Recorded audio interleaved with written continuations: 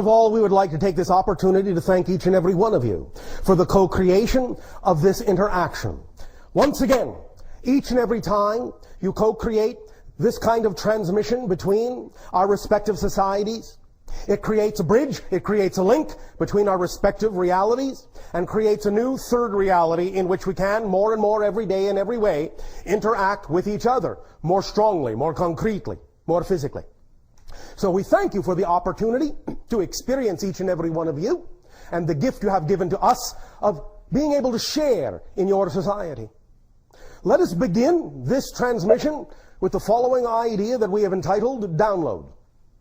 Now, we have recently communicated the idea of how ideas, concepts, information comes from the higher mind through the physical brain into the physical mind, and is thus then experienced in a physical way in your reality.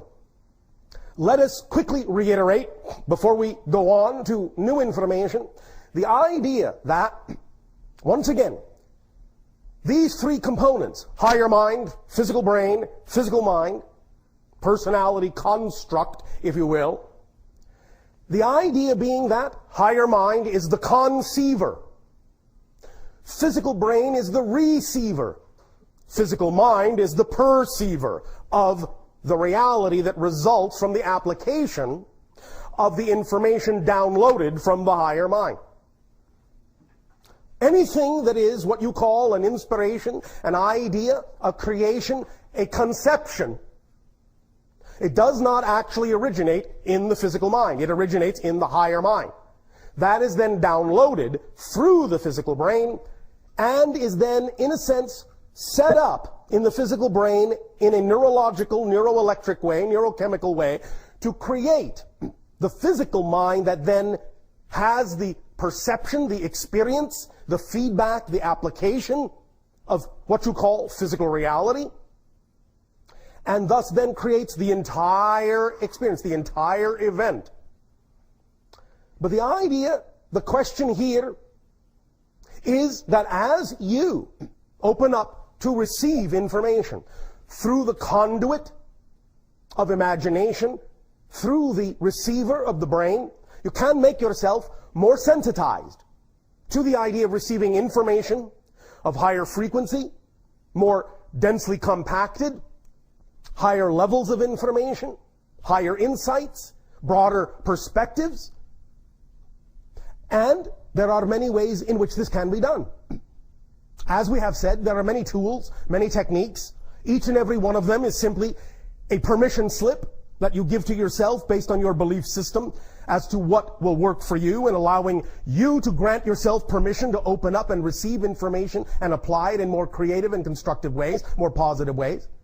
So it's not that any one specific technique or tool or ritual works better than any other. It is simply what works best for you. Because whatever you are attracted to use as a permission slip is obviously keyed to your vibrational makeup. What you are attracted to, you are attracted to for a reason. The reason being that that frequency strikes a chord within you, and thus then will work best for you, even though it may not work that well for someone else. But the idea here is to really understand the mechanism that's going on in terms of how the information from a higher dimension, which the higher mind occupies, is actually translated down through the brain into the physical mind, into that artificial construct we have called the personality, that then does the perceiving, the experiencing. This is generally how it occurs. In your physical brain, there is a nodal point, a nodule, that you refer to as the pineal gland. This is, in many ways, accurately represented by your society, by those who have recognized that they euphemistically call it the seat of the soul. What this means is, it is the interface. It is the neurological, neurochemical interface that allows for the translation of higher vibrational information into the brain in such a manner that then physical mind has access to it and can use that information to create a physical experience. How does this work? I will tell you. Thank you. The idea is that your pineal gland creates certain neurochemical transmitters. Primarily among them are what you call dimethyltryptamine, serotonin, and melatonin. The idea is that dimethyltryptamine is the primary one.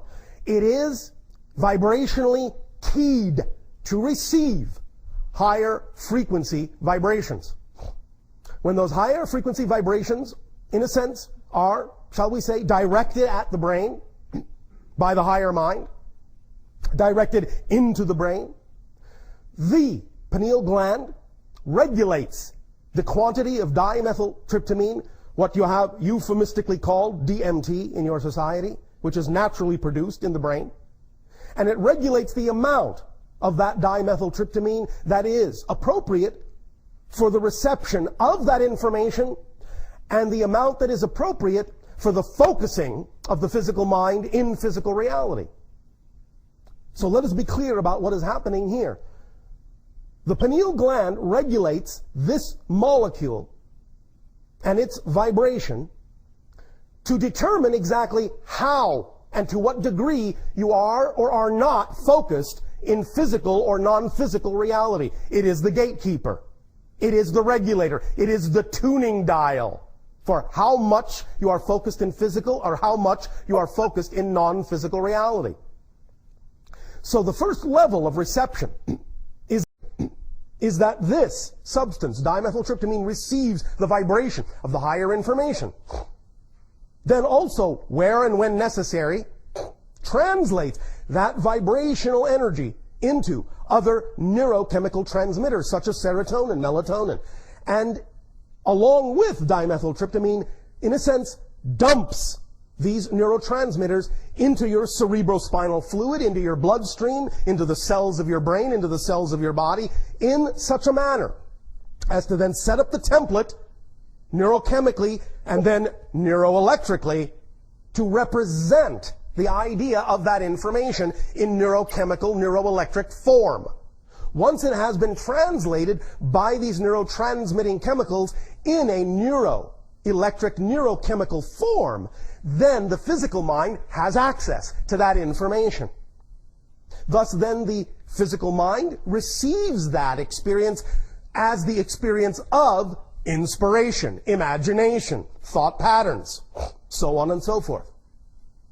But also, it then takes that information and applies it in whatever way, shape, or form it has already applied such information before with respect to crystallizing or solidifying patterns of that information. These crystallizations, these solidifications of patterns of information that the physical mind has received before, that it has decided are appropriate or pertinent or relevant to it, are called belief systems and definitions. So, the idea of the crystallized belief systems thus then also will affect the efficacy of your ability to download that information, because you will always pass that information after it has been translated from higher frequency energy into neurochemical, neuroelectric patterns. You will always pass that information through the crystallized belief systems within the artificial personality construct that have been set up, and those belief systems will then regulate to what degree you actually have the ability to access that higher frequency information, more or less, depending upon the nature of the belief that has been crystallized within the personality construct, within the physical mind. This is why it is so important to allow yourself clarity of belief system, clarity of how you define things in your physical reality experience. Because if you have certain kinds of belief systems that are constrictive, conditional in that sense, negative in that sense, mechanically speaking, they can limit your ability to actually perceive higher frequency energy being downloaded from your higher mind. And thus then they can make it seem as if you are incapable of receiving the guidance that is necessary for you to move through life in an effortless way, in a creative way, in a loving, joyful, exciting way. So the first stage always, because you are ensconced as physical personalities in physical reality experience, is to always get a handle on what your beliefs and definitions are about life, to make sure they are in alignment with what you prefer to believe and not contrary to it, that they are in alignment with your true natural vibration, which is really much closer to the higher frequency we're talking about, and thus then allow yourself to be capable of receiving that information in a much clearer and, shall we say, more original form.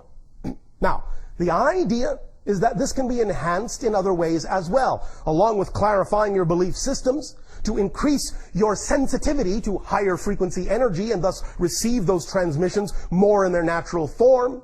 Along with that, you can also, once again, do certain kinds of permission slip exercises that take advantage of the fact that you have this pineal interface in your brain. So, while working on your belief systems, not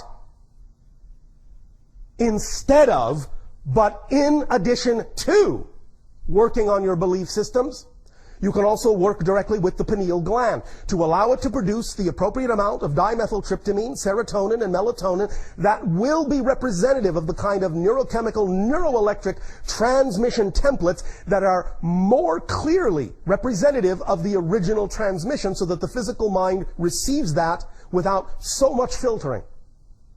One way to do this is as you go to sleep, because the idea of DMT, melatonin, serotonin work very strongly in the nighttime hours, especially at what you call your 3 a.m.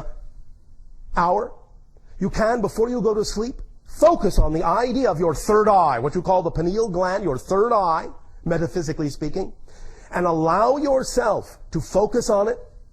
Allow yourself to feel the idea of that neurochemical being produced by that pineal gland, the regulator. Allow yourself to see that little nodule, or feel that little nodule, or hear that little nodule.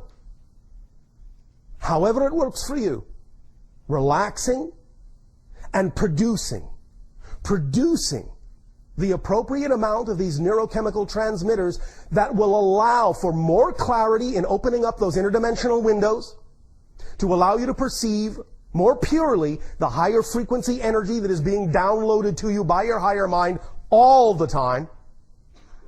And thus then, by focusing on that and allowing it to produce the appropriate amount necessary for clarity and balance between the non-physical and physical realities that you are experiencing, you can bit by bit, either quickly or slowly, whatever is the appropriate rate for you, begin to feel more and more inspiration coming, more and more imagination working, more and more of your inner vision opening up with clarity, with brightness, with brilliance, with color.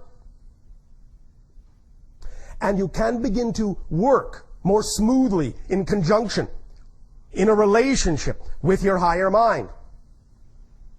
Now, remember, not only is the idea that your higher mind conceives, the brain receives, and the physical mind perceives, but in understanding that, once again, allow us to reinforce the side effects of that, the full understanding of what that means. Because we know in your society you have trained yourselves to think that you have to think your way through everything, that you have to be in control, that the physical mind must always control things in order to make them happen, we would like to once again remind you, in conjunction with what we are saying now, to reinforce this idea of the higher mind being the conceiver, not the physical mind. That it's not even just about letting the higher mind be the conceiver and not the physical mind. It is also understanding that the physical mind actually is not designed to be the conceiver. It cannot do that job. And that's why very often you find yourselves getting into so much trouble when the physical mind thinks it has to be the one running the show and making sure every single detail is exactly where they think it needs to be in order for something to happen. The physical mind is not designed, is not capable of doing that. So stop trying. It's tiring. It's exhausting. And the reason is, it's not designed to do that. The physical mind is designed not to know how something is going to happen. The physical mind is designed to know how something is happening, or how it has happened. It is not designed to know how something is going to happen.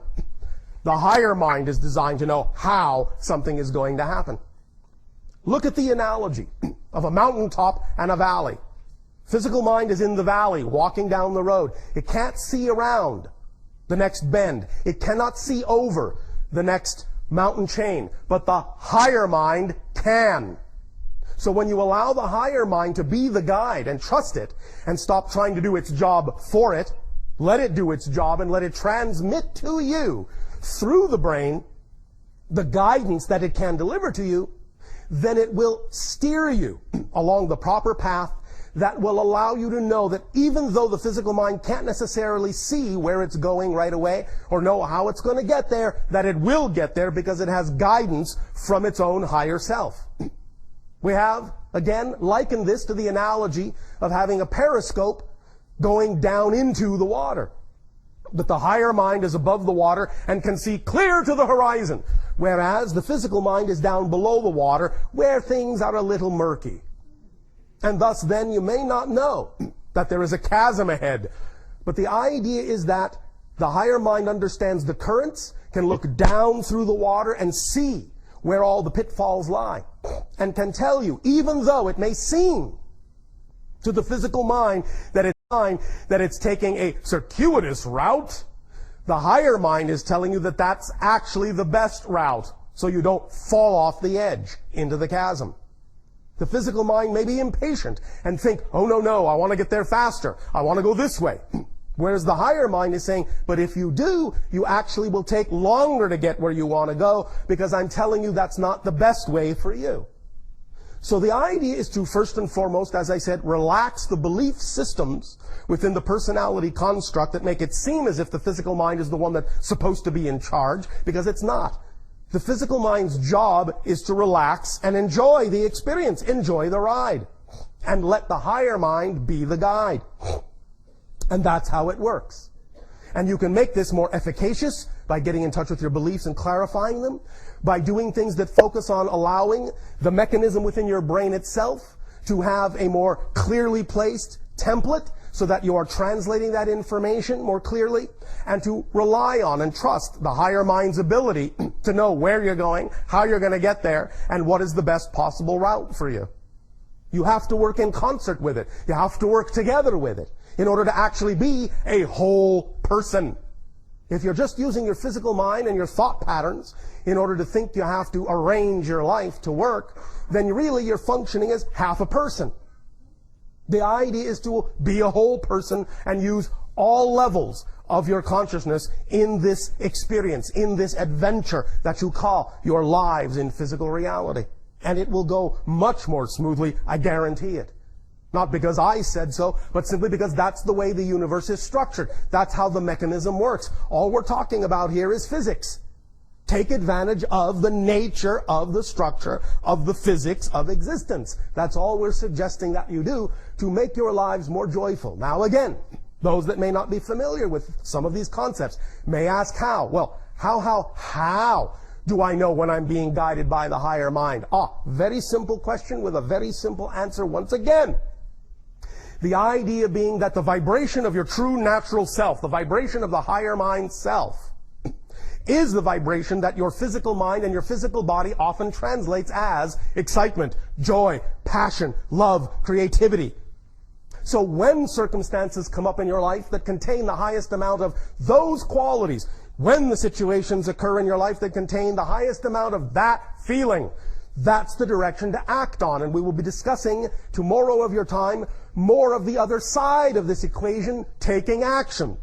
Because you see, it is in a sense a two-part process. The idea of downloading is all well and good, but if you do not actually take action on the inspiration, if you don't actually take action and apply the imagination, the vision, the dream, then you are short-circuiting your manifestation. Because the idea is very similar to water or electricity. The energy must flow through you and be applied in your reality in order for the downloading to continue. If you're not applying the energy, applying the information, then it just sits within you and builds up and builds up and builds up and goes nowhere. And if it just sits within you, what's the point of receiving more information if you're not going to do anything with it? The universe is, above all, efficient and logical. Therefore, if you're just sitting and not applying, not acting on your dreams, not acting on that energy, not applying the information that is being downloaded, there really is no point in giving you more until you are ready for more. And you get ready for more by applying what you already have. Putting it to work, putting it into action, taking the steps necessary to show the higher mind that you have the conviction and the belief that you trust that what's being downloaded can be applied in your physical reality in a very pragmatic and practical way and can actually support you. And not just support you, but allow you to thrive, allow you to grow, allow you to expand your excitement, your joy, your creativity. Remember that it all comes as a complete kit. So you allow yourself the opportunity Allow yourself the opportunity to allow those three components of higher mind, brain, and physical mind to work together as conceiver, receiver, and perceiver, and do so in a balanced way.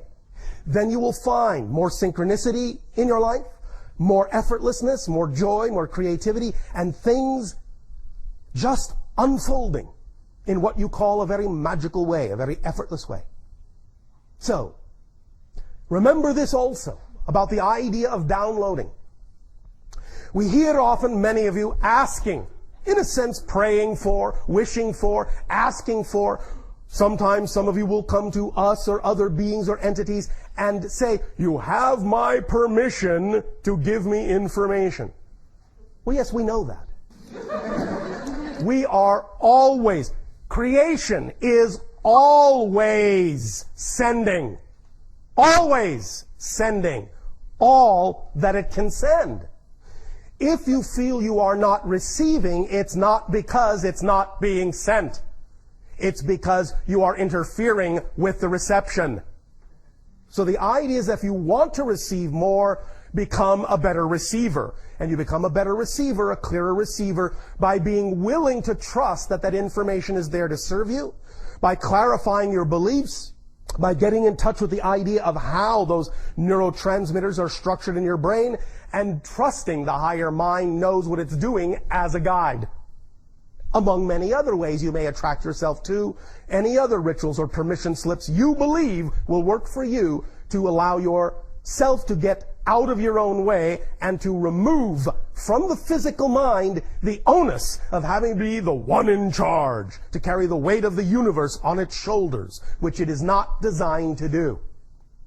So, if you want more enlightenment, lighten up on your physical mind.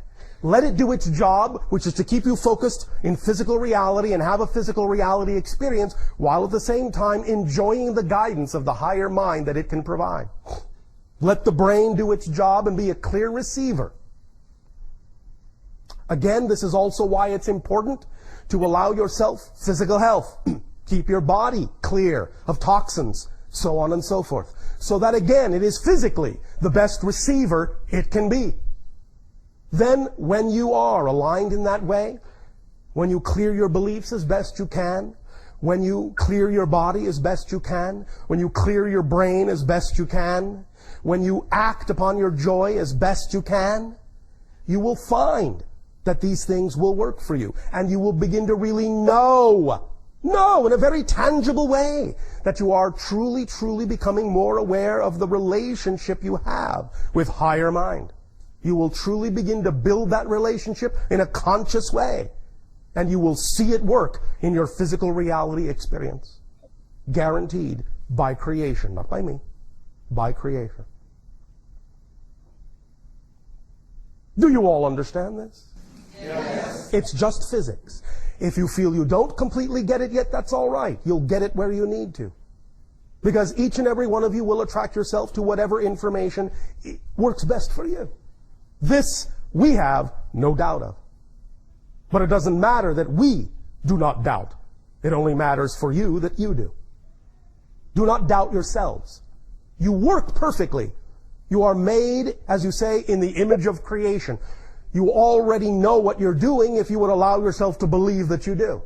And just relax the definitions, the expectations, the conditions that you place upon yourselves that do not allow you to really feel the true vibration of joy, creativity, expansion, love, excitement, passion that could be your daily bread.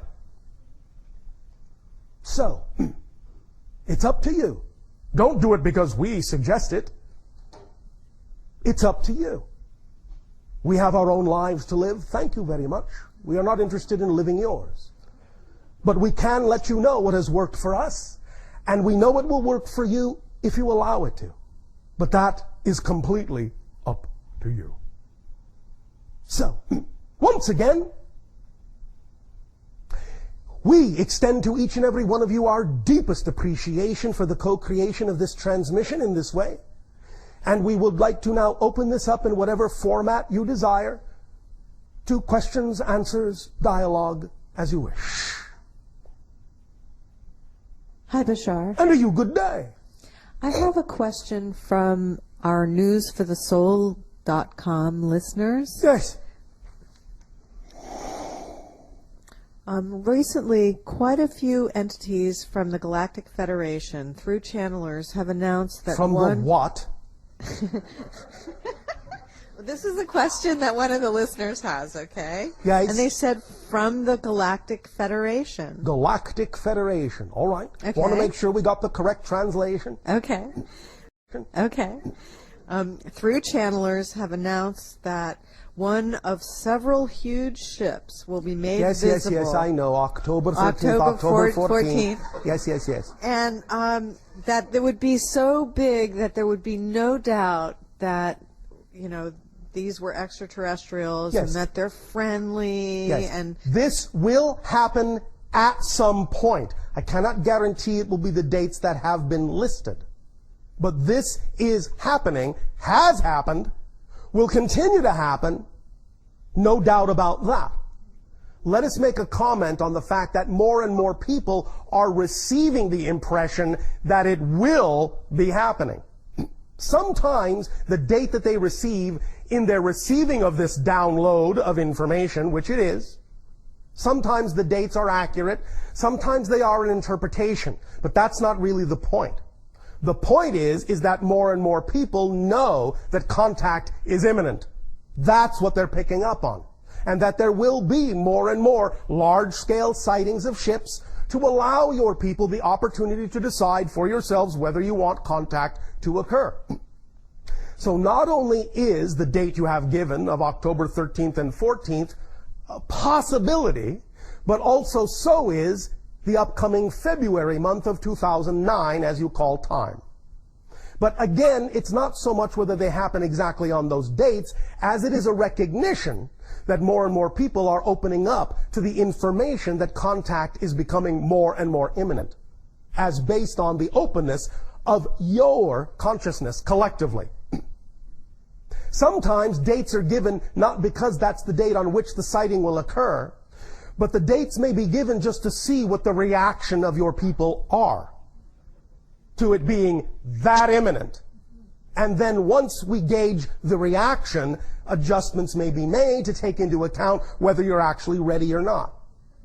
But you see, the idea is there have already been massive sightings that many people on your planet don't even know about. That tells us a lot. It tells us a lot about exactly how ready or not you are for such things. But we will always keep sending. People will continue, more and more people will continue to receive the download that contact is imminent. But the imminence, the literal imminence, the actual dates, the actual calendar, the actual schedule may always shift around a bit depending upon our assessment of your degree of collective readiness. But it is accurate that there will be more sightings. You follow? Yes, no, maybe? All right. Thank you. Thank you, Bashar. Good day, Bashar. And to you, good day. Our financial system is currently going through a chaotic transformation. Very exciting transition. Yes, very exciting.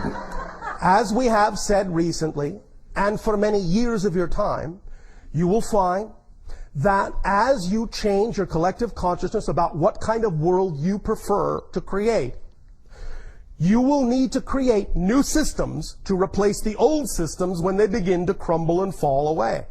They have now begun to crumble and fall away. So the idea is to not think about how to change the older system, because an older system will not be applicable in a new reality, but to create new systems that are befitting the new reality that will replace the old systems when they finally collapse under their own weight. You follow me? Yes. Does that address your question sufficiently, or did you want to take this in another direction? Well, does this also apply to our political system as well? It does, eventually. It applies to every single social system on your planet within the next 3 decades. Okay. Does that help? Yes. And so, you're saying this is an exciting transformation, and We think so. There's definitely something positive to be There always this is. experience. Remember, every situation is fundamentally neutral. There is no built-in meaning to anything. Life is fundamentally meaningless. I mean that in the most positive way possible. By being fundamentally meaningless, it means you can put the meaning to it that you prefer. The meaning you put to it determines the effect you get out, because it can always do double duty. If you put negative meaning into a situation, you will get a negative effect. If you put a positive meaning to a situation, you will get a positive effect, regardless of what other people get, based on what they put in. So the idea is you have an opportunity with whatever is happening in your reality to decide whether it's a negative or a positive experience for you. Even if you don't intellectually understand exactly how it might be so, the idea is to, again, trust the higher mind that if you are experiencing this, it is an opportunity for you to use it in a positive way. You can decide to do so. And when you decide to do so, that's what you will get.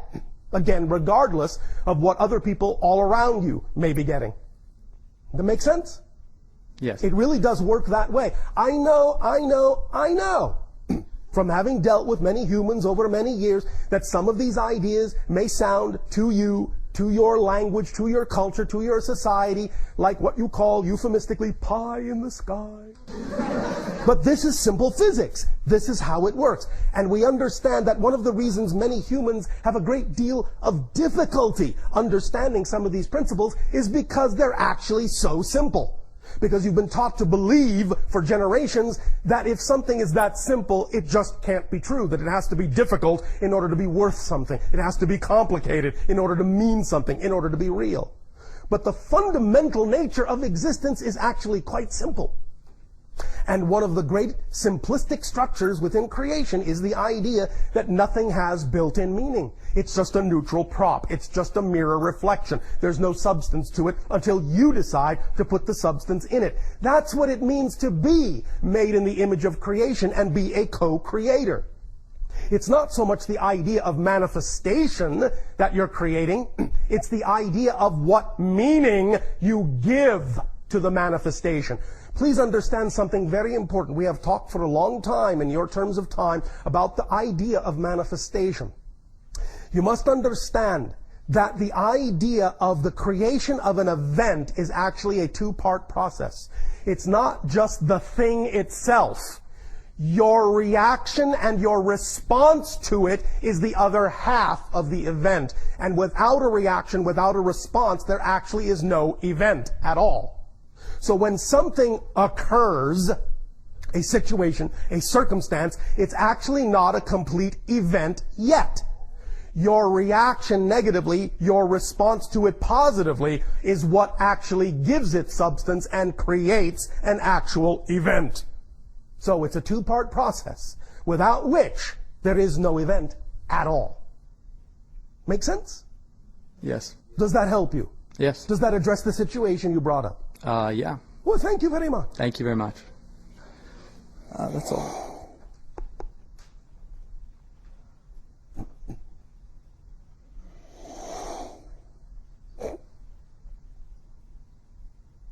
If you're going to be asking a question of Bashar, you might want to get in the aisle waiting.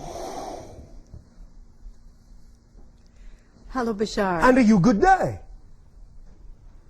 We had talked before that I have a daughter on a ship, and her name is Emmy, and I believe she's a teenager at this point.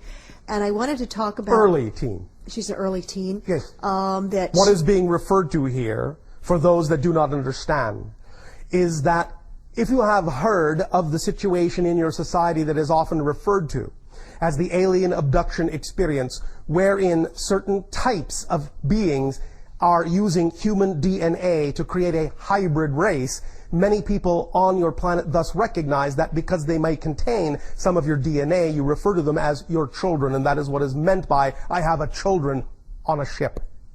And also we could have done this by choice rather than It is an by abduction. choice. It's all by choice. Yes. It's all by choice. It's just that your physical mind doesn't always remember the choices that were made. Yes. What I'd like to discuss with you is possibility, Yes. because I'd like to be able to participate more in the possibilities. You mean participate more consciously? Exactly. Because you do participate. Again, you may just not remember the times in which you are participating. Or you may remember it as what you think of as simply a dream. Yes, I wanted to talk a little bit about that more to Yes. be able to grok it better. Yes. And I'd like to talk, first of all, about how it occurs to do it. Yes. Secondly, I'd like to talk about would it be that I would see Emmy when she comes in a ship and lands, and where is she now?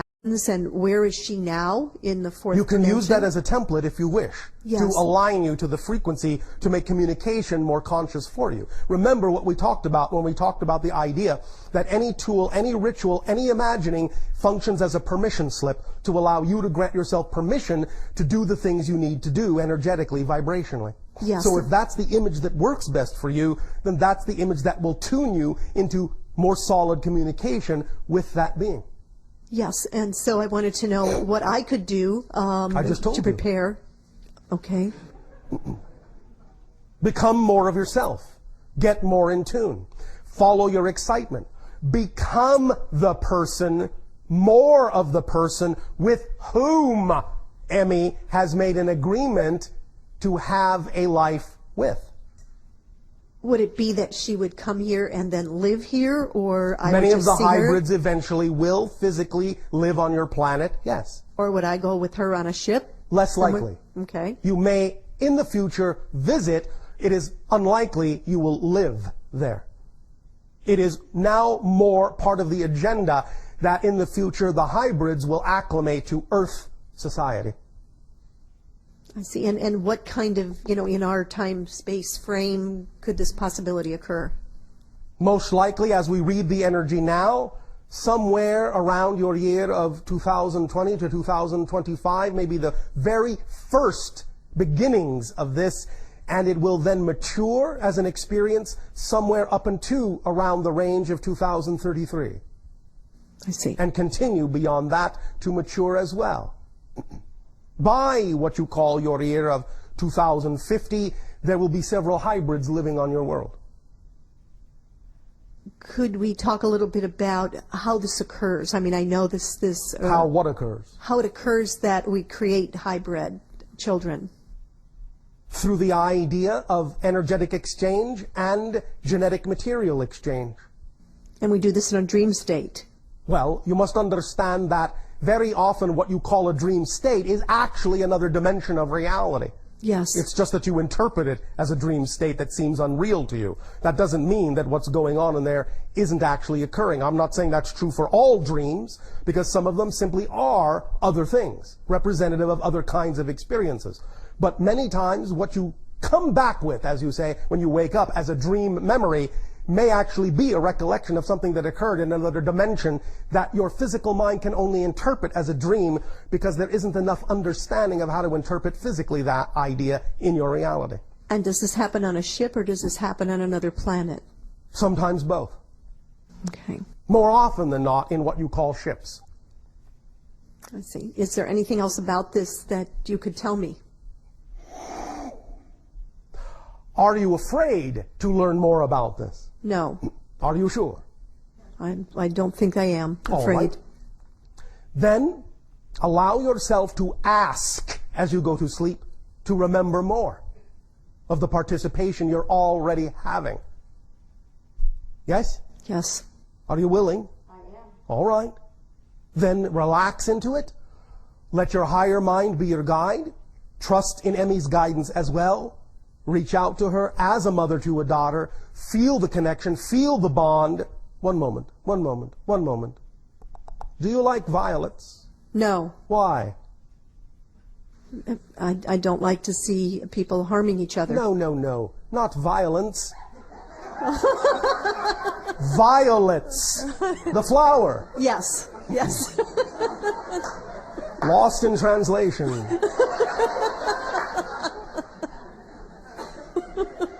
All right. That particular color, if you will get yourself some violets and focus on that particular color, it will help strengthen the vibrational bond between you and Emmy. So looking upon that color before you go to sleep can aid and assist in guiding you to her particular frequency and forming a stronger bond between you. All right? Thank you very much. Well, that comes Bashar. from her. Oh, thank you. Pleasant dreams. Thank you. I appreciate it.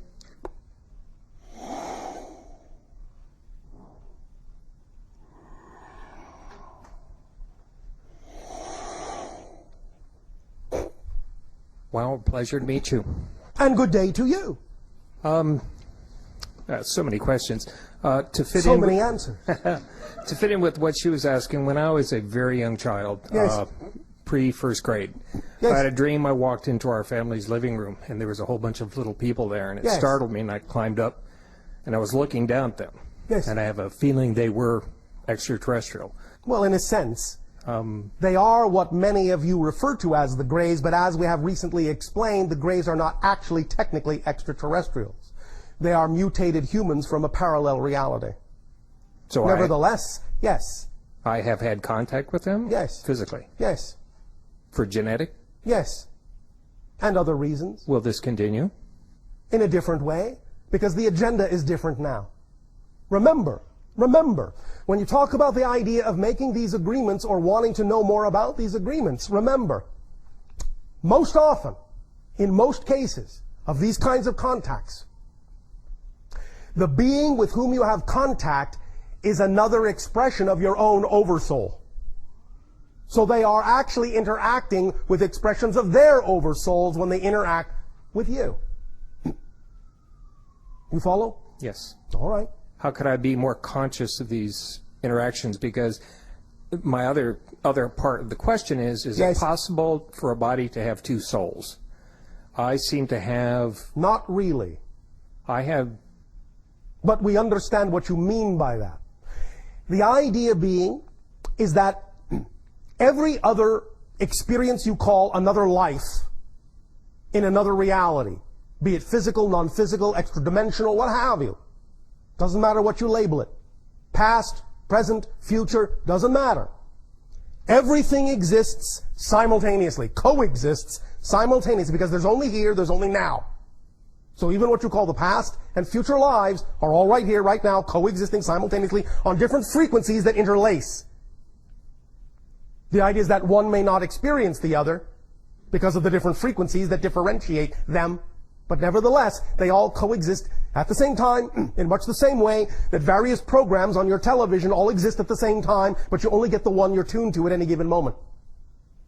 But the idea is that you may still be aware that there are other programs on other channels. And that may make it feel like, when your awareness of that grows, may make it feel like you have 2 souls, 3 souls, 4 souls, an infinite number of souls. The idea simply is that different expressions of the same soul happening at the same time. That's what you're becoming more sensitive to, more aware of. You follow? Yes. Usually around 3 o'clock in the morning. As I said, more dimethyltryptamine. Right. Opens up the windows to more dimensions at that hour. I literally speak to my wife and I move around and I do things, and the Yes. next morning I have no Yes. recollection. Yes. And that's what's going on. Yes. You can get a handle on that if you want more recognition of it. I ask you the same question. Are you afraid to find out what's going on? Not at all. Are you sure? Absolutely. All right. Okay, now maybe. Thank you. Didn't take very much, did it? All I had to do was go, all right. And the fear kicks in. Now, I If believe that's all it takes, are you sure you're ready? I believe that I don't have any of the fear, but hearing it reflected back from you that Well, that's what I'm saying. If Yeah. that's all it takes is a subtle variation in tonal quality, maybe you need to look at that a little more strongly. All right. Nevertheless, you can do what we have already suggested in the idea of when you go to sleep, focusing on the pineal gland and opening up to the idea that the balancing of the neurochemical, neuroelectrical patterns in your brain can occur a little more evenly in such a manner as to grant you a little more consciousness of what's going on in those interactions, in those interfaces between dimensions. At whatever rate you're comfortable. At whatever rate you're comfortable. And then just breathe it in, relax, go to sleep, keep practicing that, and eventually you will see more and more lucid control will come to you. More and more lucid awareness will come to you as you get a handle on allowing the pineal gateway to be more fine-tuned in a manner as to include your waking consciousness in the activities a little bit more to whatever degree you're comfortable with, all right? Okay. Pleasant dreams to you as well. Well, thank you. Yes. Bye now. You are welcome. Welcome.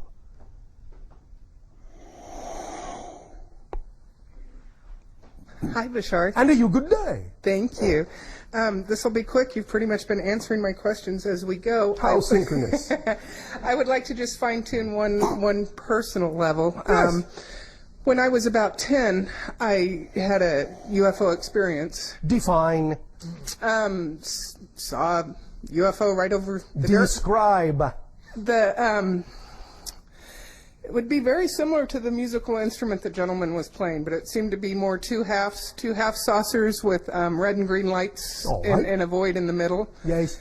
Anyway, it was in a very public place, and I was Yes. with my mother, Yes. and it's just a profound memory. Doesn't seem dreamlike at all to me. All right. However, I guess my question is kind of about the veil, because at the time The veil? Well, it seems like maybe there was a veil because she doesn't Recall it. it, and now it's totally gone for her, and it's Yes. something that I totally cling to, and Yes. it's very important. Sometimes to me. vibrationally, certain people will experience things that people right next to them will not, or certain kinds of frequency manipulations will be created so that the person that really needs to remember the experience will, and anyone else will not. Interesting. Okay. This is actually done quite often. In fact, as we have again recently said, as part of the idea of getting closer to open contact, physical contacts here and there have actually already occurred, but you are made to forget that they have. And would that fall under that category, or? Yes. Because more happened than you think. Oh. It was not just a sighting. It was a meeting. When you all begin to remember some of the contacts that have occurred, the degree to which you remember the contacts that have actually occurred is also a measuring stick and a barometer for us to know how close you are to being ready for conscious contact. So, having contact, getting you to forget, and seeing at what rate you remember is a very good guideline for us as to how much integration is going on in your consciousness that will prepare you for the eventuality of contact itself in an open way. And do I still maintain any kind of thread, or is there a Yes, of course. chance of reunion and that? Well, reunions have happened. Again, it depends on how much you're willing to remember. But the easiest way to begin to remember is to get on about the business of living your life as fully as you can and becoming the most true version of yourself you can be. Because then you will be the vibration that is more your natural self, and the vibration that is more your natural self is the vibration of the people we will be having contact with. Excellent. Thank you. Do you see how that works? Yes. All right. Now, one moment. Are you traveling somewhere in the near future that is a vortex? A strong vortex on your planet? Not that I'm aware of. Do you have a desire to go somewhere that you have not allowed yourself to go to, that you would rather be in? Are there places on your planet you are strongly attracted to other than where you are? Oh, yes. Where? I'm wanting to move back to Austin, Texas at some point down the road. Why? It seems like home to me. Why? And that's... Why? It's close to where that other experience happened. Oh, I see. Oh, I hadn't made that connection. Oh, thank you. No, thank you. Then it might be wise for you to get a move on, little doggy. Well, yeehaw, thank you. Thank you. Anything else, or? That will do for now. Thank you very, very much. Thank you.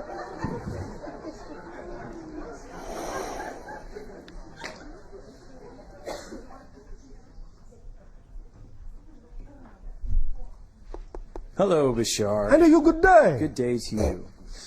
So, a couple questions to Yes. you about downloads. Download. Yeah. So, this morning, between Yes. 1 and 5 a.m., Yes. as I was having my pineal gland fully activated, letting Yes. the DMT gateway open wide. So, my gray associate, night on or night shift, if you recall Yes, him. yes, night shift, yes. Yes, yeah. So, all right. So usually when I'm in those highly pineal gland activated states, I'll do these, mudras or tap into Yes. different incarnations. But what happened is I was getting totally zapped, and my body was moving Zapped. extremely mechanical. All yeah, right. like I was like beginning to levitate. In a little- sense. In a sense, yeah. It wasn't physical levitation, but it was a sensation that represents the raising of frequency, Yeah, which I mean, can my- be interpreted by your body as a physical levitation at first. Yeah, my physical body was definitely raising up off the ground. And I'm just seeing maybe you can give me a little more insight on It's what's called going on with rewiring. Mr. All right, because that's what it felt like. I'm getting this stuff kind of, when I say zapped, Yes, just kind of rewiring. shot into me like it's a gathering of maybe new DNA information being shot into me. Well, not so much specifically the idea of new DNA information, but in the sense of new templates, yes. Okay, cool. Well, whatever temperature you want. All right. And as far as good old night shift, am Yes. I going to meet him physically in third dimensional? Or Well, just gonna it won't say- actually be the third dimension, or technically fourth, as you understand it. Right, of course. It will be a slightly altered dimension that is fourth, fifth, yes. Okay. All right. Excellent. And the second thing about downloads is as I'm accessing different of my coexisting incarnations to Yes. get information from. Yes. One that I'm trying to get a lead on to access better is the Atlantean incarnations, because the other one, some Well, of the other that's ones, more than one incarnation. Oh, yeah, okay. So there's a few there. So Yes. maybe you can give me a lead on how to get into the Atlantean side, because the other ones I definitely are starting to touch base with. Well, the Atlantean one's a little All right. tricky. I will give you a suggestion. Okay. It may seem a little bumpy at first, but it will actually get you where you're going. All right? All right. You can use it if you want. You don't have to. It might be good for you to sit and ponder in a meditative state the things that those lives were involved with that to you would seem to be dark, negative endeavors first. The reason for this is if you are willing to look at the dark side first, it may allow you more efficacy with looking at the light as well, because you'll be balancing both sides rather than just trying to look only at the light. accept and allow that darkness exists, and make it an equal choice, an equal experience, a valid experience, and making it an equally valid experience will mean you then have the power to simply choose the positive over the negative, but not by invalidating the negative. So go back in with your imagination. Remember, imagination is the conduit of communion between the higher mind and the physical mind through the brain. And allow yourself to imagine some of the darker things that those incarnations were involved in. And that will actually jar your collective consciousness in such a manner as to allow you to process through that very rapidly and get memories coming in of the lives that you're actually looking to remember that are more positively oriented as well. So, this is about learning who you are by learning who you're not. You follow me? I do. Because Atlantis was all about polarity. All about polarity. The experience of polarity on every level. So if you want to understand and remember Atlantean incarnations, you have to go in with the acceptance that polarity was a main theme, and let that be all right. You don't have to worry that you will now, in this life here, incorporate any of the negative side, but you have to be willing to allow for the validity of the experience that existed there. Make sense? Yeah. Does that help? Yeah, it's good. All right. All good. Thanks for the info. You're welcome. Hi, Bashar. And to you, good day. I have another question from a newsforthesoul.com listener. All right. If we chose to be here, what the heck were we thinking? You were thinking, how exciting. Well, I mean, what were the attributes that made this challenging existence seem like a good idea? Let me give you a rough analogy. Perhaps not all the males will be able to relate to this, but we'll think of others in a minute. But the females, many of you know that when females have babies, sometimes there's a lot of physical pain. And at a certain point, you may say, I'll never go through that again. A year later, oh, I want to have another child. Have you forgotten what it was like? I guess so. You must remember that when you, in a sense, go into spirit, it's like waking up from a dream. And when it feels like your physical reality was a dream, it's not a big deal for a spirit to say, that was interesting, let's do that again. Because from the perspective of the spirit, that's who you actually are, and this was just a dream. It was just an interesting experience. It doesn't carry a lot more weight than that. So the idea really is that even though we know what you experience in this life, the idea is to learn that this life can actually become more like the spirit experience, and over the course of many generations, that's what you're doing, is creating this reality to be more like the vibration of your true natural self and create heaven on earth.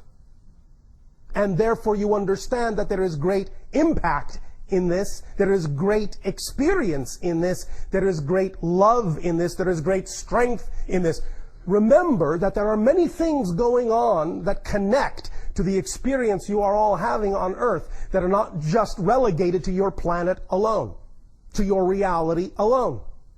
As we have often talked about, there are many civilizations that are going through their own transitions. Many of them are not necessarily as strongly invested in the exploration of darkness and negativity as Earth has been. But the point is that if your people can go through the idea of finding light through the experience of extreme dark, if you can do that, then anything is possible. And those other civilizations can learn from you that if you can do it, they can do it.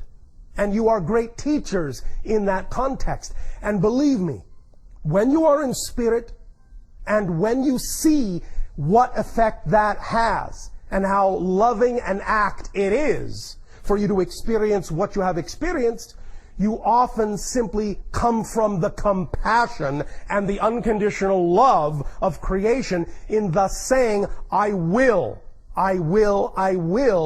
do that again. Now, that's not always the reason. There are sometimes as many reasons as there are individuals. Nevertheless, that's a profound one. It's a strong one. It's one that many of you have chosen.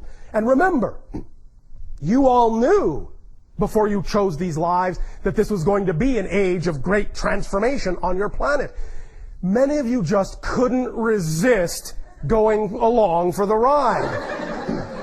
You say, I want to be there right at that time. That's so exciting. It's so interesting. Yeah, I know it'll be a little bumpy. But the interest, the excitement, the outcome will make it worthwhile.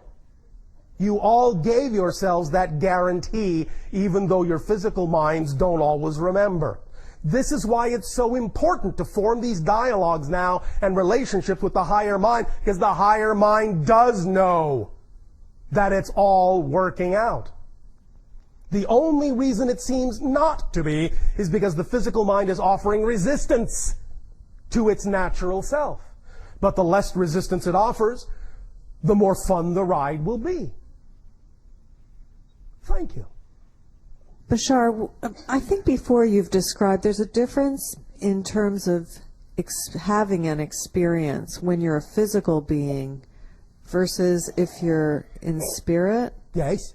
Could you explain that difference? Well, there are many different kinds of differences, but again, one is the idea that in spirit, you know that space and time are illusions and manifestations are instantaneous.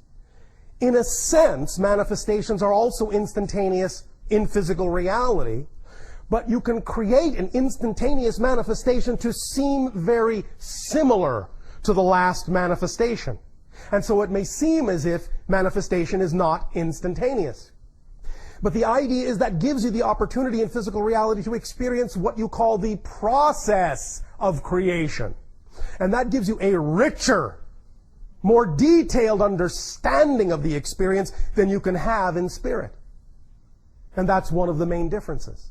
You actually get to see, feel, taste, touch, smell, hear creation happening instead of just having it happen. So it's an appreciation class, huh? It is a deep appreciation class. And it is no accident in your language that you have associated that term with the idea of money. Because the notion is, the more you appreciate yourself, the more you know what you're truly worth. And that's an economy that will never falter. That's wonderful. Thank you, Bashar. Hey, Bashar. And to you, good day. How would I do things that our society would deem impossible? But that, for example, how could I treat this solid floor as like a liquid and just swim through it, or by shifting your frequency to be out of phase with it? Now, the point is that most of you can do it, but most of you simply will never choose to do that because it simply doesn't actually serve a real applicable purpose in your life. But some of you will. If that is representative of your true passion, then you can allow yourself to experience that. And you can go through whatever process or attract to yourself whatever process is necessary to allow you to accomplish that. There are people on your planet that can do such things. Most of them exist in what you call indigenous societies on your planet and are usually referred to as holy people or shamans. And you can perhaps learn some of these things from them. But remember, it's not so much about the end result, it's about the journey. So the important thing is the journey that you will experience in learning to do that. That's more important in a sense than the doing of the thing. The doing of the thing is a badge or a reflection of the fact that you've actually experienced the journey. So. I'll Also, Did that help? yeah, that did help. All right. Before you talked about how like your imagination is like the filter between, The conduit. conduit between Higher mind and higher physical mind, yes. and that you're like, you don't experience, like you're experiencing your own reality and not like someone else's. Not directly. Not directly. You can only experience another reality by creating a version of it in your reality out of your own consciousness. Well, could you take out that filter, just remove it, and fully experience theirs, like complete like empathy, and just completely understand what they're doing, like, or see it? First of all, recognize that empathy does not require the removal of the filter. It requires that you vibrate in synchronous harmony with their vibration. Okay. Then, in a sense, you will get the effect of a bridge or a link. It will seem, in a sense, to be the removal, as you say, of a filter. But what you've simply done is create an empathetic frequency that allows you to have the same thoughts, the same feelings at the same time. It allows you to have understanding. But in physical reality, no. You will have to create your interaction out of your own energy. On what you may call higher levels of oneness, then yes, there may be direct incorporation, direct inclusion of what you recognize in physical reality as more than one discrete reality vibration. May already be lumped into another reality level altogether. But by definition, physical reality, in a sense, is a compartmentalization of frequencies. So what you can do in physical reality to achieve the same effect is the empathetic locking in, like two tuning forks vibrating in harmonic resonance. And that creates the effect of the elimination of the filter, but it's not actually the elimination of the filter in the same way that may exist on higher levels of fusion of consciousness. Make sense? Yeah. Does that help you? Yep. Thank you, yes. Okay, I can keep on going, right? I have another one. Okay. I don't know, can you? I can. Oh, all right. So, what was like the first society or like civilization? What, like, can you talk about it? The first indigenous civilization? Just first civilization ever. You mean visiting your planet? No, just ever. Just like first one. Well, when you say that, we are attempting to differentiate between the idea of civilizations that were indigenous to your planet, of which there are a few, many of you know nothing about, and civilizations that may have come from elsewhere and colonized for a while and not remained. Because there is a difference between those two ideas. So, the first civilization, in a sense, that didn't necessarily remain as an indigenous civilization is often referred to in your ancient literature as the Anunnaki. The first indigenous civilization were what I suppose in your language would have to loosely be referred to as pre-Lemurian. Does that help you? Wait, what are pre-Lemuria? Lemuria Yeah. is a name that your society has given to a very ancient civilization that existed on your planet about 500,000 years ago. But there was a civilization before that. And there is no real name for them in your language. So we refer to them in your language as pre-Lemurian.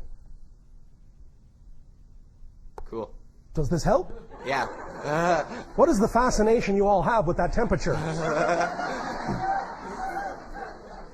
Also, you know, for that. Huh? Okay. Does that serve you? Yeah, it does. Thank you. Actually, I'm good. Thank you.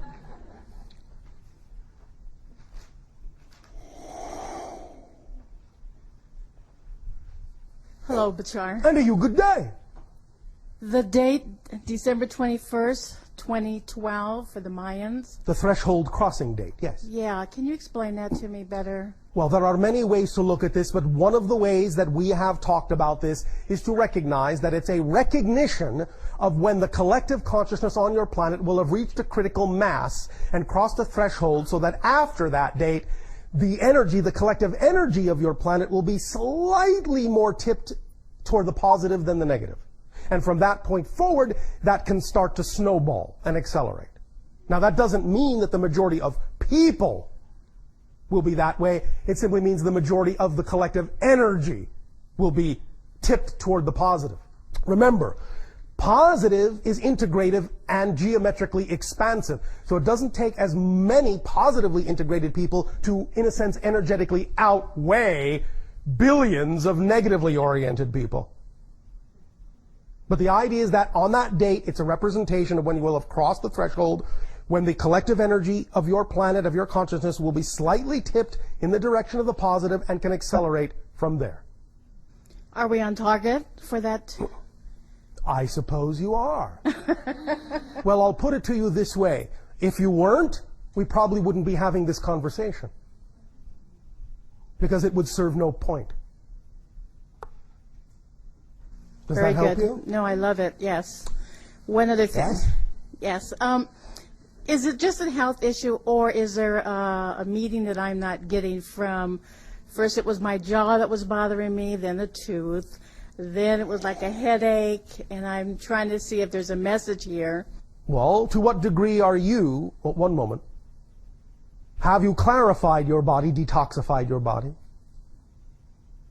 No. Hesitation usually means no. Right, yeah. Looking for the appropriate answer. We would suggest that you do. Okay. Detoxify your body as best you can. Put into your body only those things that are as fresh, natural, and organic as possible to allow your body to have the appropriate building blocks to fortify, repair, heal itself. You follow me, first of all? The second question would then be, are you acting upon your excitement to the best of your ability? You know what hesitation means here? Yes. No. Thank you. No, So, I know. are you? No, I'm not. And why not? Because You're stressing yourself by not doing so. Are you afraid that you're going to bite off more than you can chew? No, it's because I make more money going the other route. How do you know?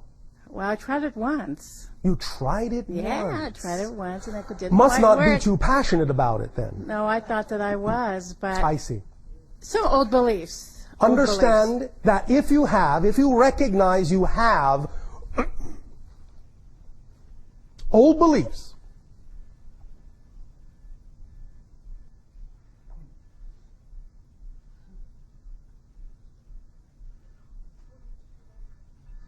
we're getting a download. No apology necessary. If you have these old beliefs, it does no good to ignore them. It does no good to disrespect them. If you believe you cannot allow what you are passionate about to support you, it does no good to jump off the cliff. Hang on, do the things the way you believe. You will be supported to whatever degree you believe you need to, until such time as you believe what truly drives you will support you. At the same time, at least give yourself the opportunity to find time, to make time, to create time, to the best of your ability, to act on your passion, to act on your excitement whenever and wherever and however you can, even while you are still doing the things that are representative of what your old beliefs say you need to do in order to be supported. Find a balance point first. Once then you begin to do the things that are truly your passion, knowing you can do them in an atmosphere where you feel safe and supported, then you will find The guy sitting next to me saw the phone go down. I don't know what's happening. you're getting a download. Did you think I was kidding? When you allow yourself the opportunity to act on your passion, you will see that it will support you more and more and more, and you will give over more time to it until such time when you are feeling certain that it is capable of supporting you. Now, I can tell you right now it's capable of supporting you, but until you believe it, it's not. You follow me? I do. Thank So you. do it whatever rate is comfortable for you, but do something in that direction so that you can at least give yourself the opportunity to see that you can build on that more and more, and that eventually you'll get to a point where you recognize it's capable of supporting you, and get to a point where you're willing to let the things go that are no longer who you really are, knowing that you don't need to hang on to them for support. All right? Very good, thank you. Does that help you? Yes, it does. Thank you.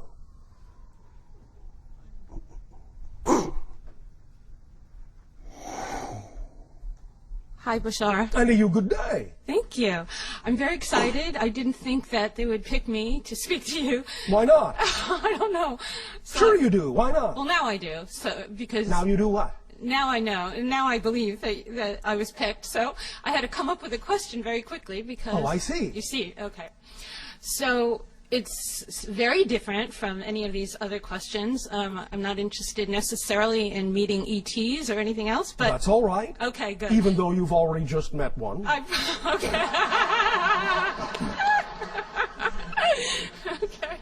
Well, what's more in my heart right now Yes. is knowing more about manifesting my own, and this is very personal. Yes. My own. We assume that true- because a person is saying it. Okay. Okay. Good. My own twin flame. Yes. My own soulmate. Yes. Partner for the. Yes. This, What about that? Well, how to bring that into my life? How to manifest that? You want to take a guess? Do I want to take a guess? You can say no. Okay, I say no. Thank you. Then, first and foremost, here's how. Continue to be the person you need to be that person has made the agreement to be with. You need to become the person that person has made the agreement to be with. Now, that doesn't mean that you have to have, as you say, all your ducks in a row. It doesn't mean you have to be the perfect person on your planet. It just means if you, in this place and time, have not manifested that, there's a reason. But first and foremost, you need to relax your label a little bit. Realize that from our perspective, anyone you're interacting with at any given moment, at that moment is your soulmate. Because that's who's there. You follow me? Yes. Many times individuals will actually keep an agreement they may have made with someone to come in and be that life partner. They will actually keep them at bay by invalidating who they are interacting with right now. The idea is to not put that person on a pedestal. We understand that because they seem to carry the resonance that would be your match, that very often humans will relegate them to a special position. The idea is to understand that they come in when they need to come in to reflect to you the things that need to be reflected to you to give you the best opportunity to be more of yourself, but also along the way, so do other individuals. And all of them are stepping stones. And if you invalidate a stepping stone, you cannot take the next step. So the first idea is to interact with whoever you interact with as if they are at that moment your soulmate, because they are there to reflect something to you. They are there to give you an opportunity to learn more about yourself, to become more of who you are. And you must relax. And here's the paradox. Remember, we have often said there is great power in paradox. The paradox is the less you need to find that soulmate, the quicker you will. That's the paradox. Because in a sense, saying you need to find that person is saying, really, I am not complete. And if you're actually saying, I'm not complete, what do you attract? Incompleteness. When you know, and again, when I say complete, it doesn't mean you have to be at the end of your life, having done everything you agreed to do. But the idea is to understand that at whatever point you're at, you are complete as that thing. Doesn't mean you won't change, doesn't mean you won't grow, doesn't mean you won't learn more, doesn't mean you won't become a different person. But at every moment, what you are right now, is an absolutely perfect and complete version of that you. You follow me? Mm-hmm, yes. So, when you settle into the idea, paradoxically, that what you are right now is a perfectly complete version of what you need to be right now, you then take the onus off of needing someone to come in in order to reflect the idea of completeness. And when you take the onus off of it, you actually open the door through which they can come through more easily. Does that make sense to you mechanically? Yes, it does. That's often how this mechanism works. So, relax into yourself, give yourself the unconditional love you deserve, then giving yourself the unconditional love you deserve will allow someone to come along who will then reflect that unconditional love more clearly. Does that make sense? Yes. Does that help you? Yes, yes. And? Yeah, I know. I'm trying to formulate it. Because I am feeling, I understand exactly what you're saying. I know. And I am feeling that more and more and All more. right, all right. Yeah, and so I'm not sure, I hope I didn't say before I need. Well, it's the energy. Oh, okay, okay. It's the energy. So you felt that energy? Yes. Okay.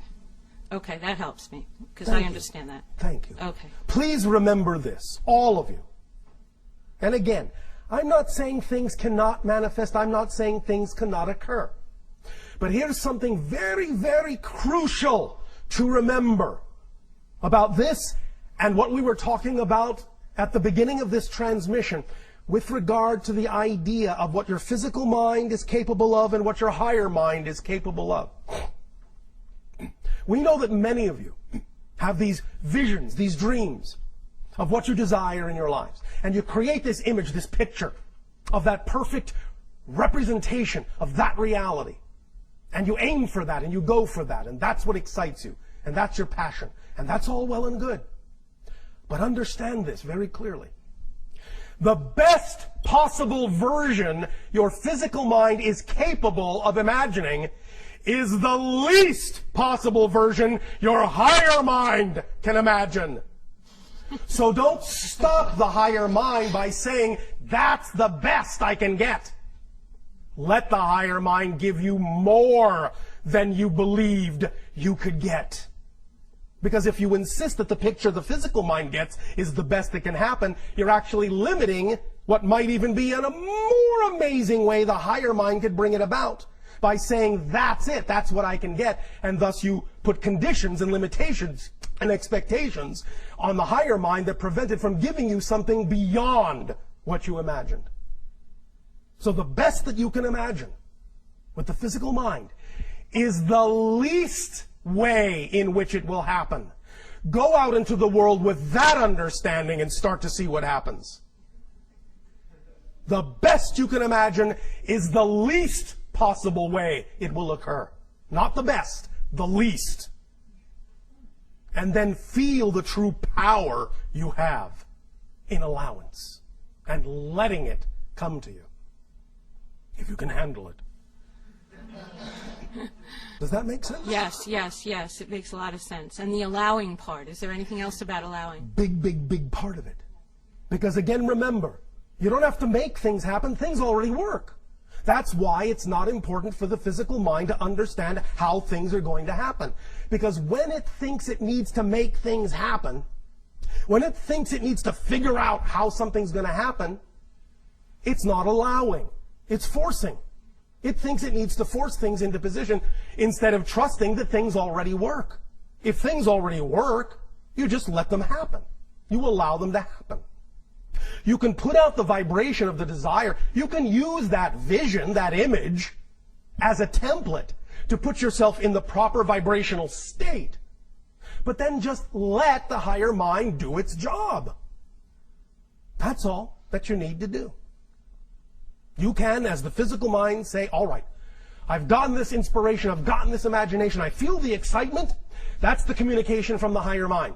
Now, all I need to do is look around for any situation or circumstance that contains the same energy, the same excitement, the same passion. All I need to do is take action on it in that direction to the best of my ability. And that's all I need to do. And the next thing that comes along, do the same. The next thing that comes along, do the same. The next thing that comes along, do the same. Knowing you are guided by that vibration. And it is the path that represents the true you.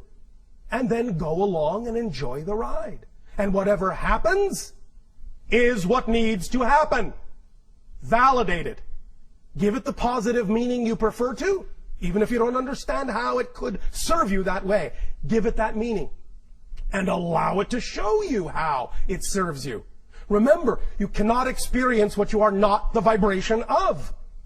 So if you're not the vibration of allowance, if you're not the vibration of positive meaning, how can anything reflect back to you in a positive, allowing way? You understand? Yes, so if you're not the vibration, how do you allow that vibration? How do you... By getting in touch with whatever beliefs and definitions you would have that would get you to react to something in a way you don't prefer to. It's a simple question. If you react in a negative way, if you give something a negative meaning, all you have to do is take a step back and say, what would I have to believe is true in order to react to this way? What would I prefer to believe is true? And then respond that way. Many times, the second you identify a belief, it's gone. It's gone. No other process is required. Many times, just turning on the light is what makes the shadow disappear.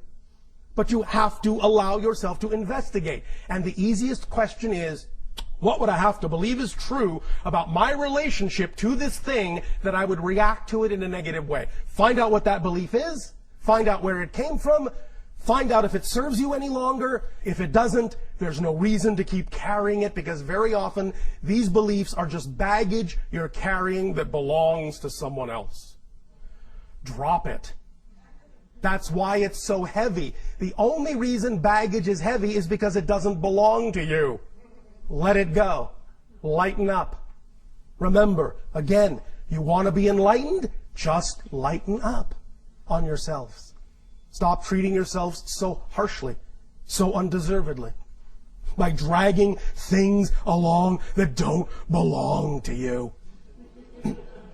Maybe they come from your parents. Maybe they come from your society. Maybe they come from your friends. Doesn't matter. Once you identify the belief, once you know why you're motivated to hold on to that perspective, because you have a belief that says you ought to hold on to it, once you see that in plain light, it will make sense to you that it makes no sense. You understand? Once you identify the belief, it makes sense that it makes no sense to hold on to it. And once you recognize that, once it makes sense to not hold on to it, know that you have let it go.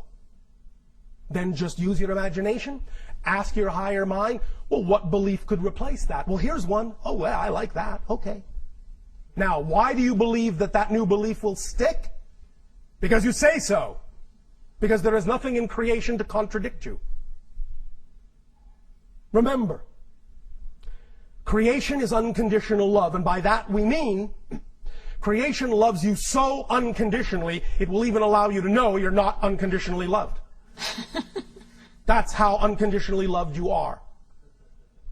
So if you can actually go through life thinking you're not unconditionally loved, even while you exist, which obviously you wouldn't if you weren't supported by creation, but if you can walk through life, if you can exist and actually believe that you're not supported by creation, then it must tell you a lot about to what degree creation will actually allow you to have your belief.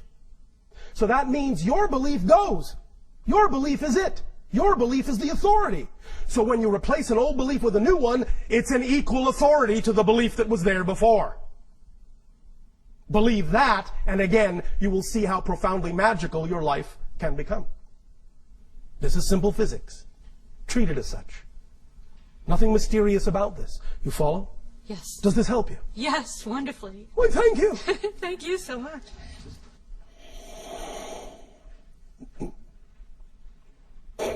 Hello, Bashar. And you good day. Good to see you again. Well, you're not really seeing me, but thank you for the sentiment. Yes.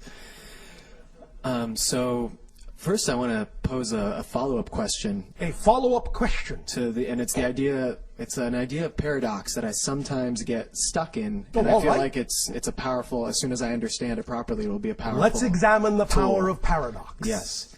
So, higher mind or conceives. Yes. Brain receives. Yes. Physical mind perceives. Yes.